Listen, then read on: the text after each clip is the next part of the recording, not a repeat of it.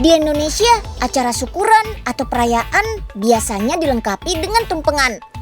Meskipun termasuk makanan tradisional, tumpeng juga bisa loh dikreasikan dengan tampilan yang berbeda. Contohnya tumpeng tart ini nih. Berbeda dengan tumpeng tradisional, nasi kuning ini dicetak berbentuk seperti tart. Istimewanya lagi, tumpeng tart ini menggunakan beras analog yang terbuat dari singkong dan jagung. Dibandingkan beras biasa, beras analog lebih sehat. Singkong dan jagung yang akan diolah menjadi beras sehat sebelumnya diproses terlebih dahulu menjadi tepung.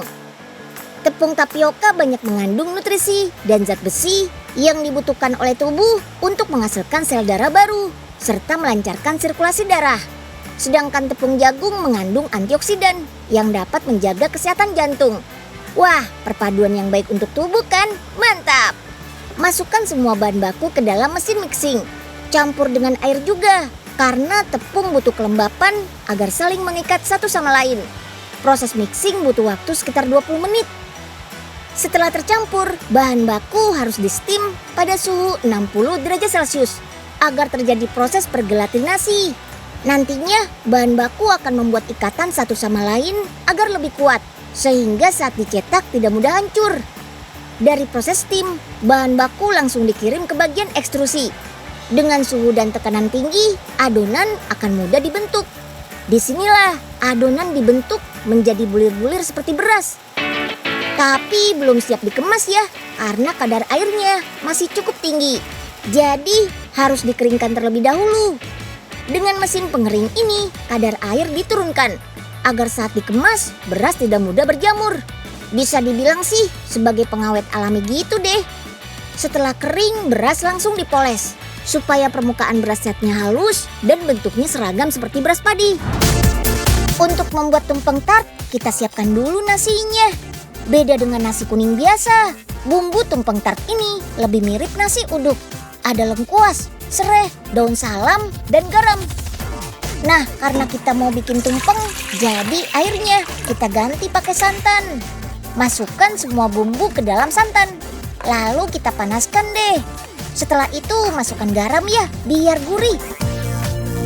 Saat memasak santannya harus terus diaduk ya, biar nggak pecah. Nah, kalau sudah mendidih, masukkan deh beras analognya. Supaya nasinya matang merata, pakai api yang paling kecil biar bagian ujungnya nggak gosong. Aduk-aduk terus sampai santannya menguap. Selanjutnya, kita kukus beras analog selama kurang lebih 20 menit. Nasi yang sudah matang ini kita cetak ke wadah bundar atau cetakan yang biasa digunakan untuk tart. Saat mencetak, nasinya agak ditekan ya, biar jadi lebih padat dan gak gampang hancur. Kemudian di lapisan atasnya kita lapisi dengan mie goreng. Setelah didiamkan selama kurang lebih setengah jam, kita balik adonannya. Tada! Sudah mirip kan sama tart? Pinggirannya kita lapisi dengan plastik mika. Nah, kalau teman-teman masih ingin ada ciri khas tumpengnya, bisa tuh ditambah cetakan kerucut di atasnya. Kita hias salah satu lauknya, yaitu telur. Ada dua cara mengolahnya nih. Kalau telur dadar, kita bisa gulung dan potong menjadi 3 cm. Nah, kalau telur rebus, bisa dipotong zigzag seperti ini. Tuh lihat, begitu dibuka jadi bunga. Wah, cakep kan? Terakhir, kita hias yuk tumpeng tartnya. Bagian atas yang sudah dilapisi daun pisang. Bisa kita taruh sambal, beraneka lauk, selada, dan garnish yang sudah disiapkan tadi. Bagian pinggirnya juga bisa dihiasi melingkar pakai telur atau tomat cherry. Nah, jadi deh tumpeng tart beras analog.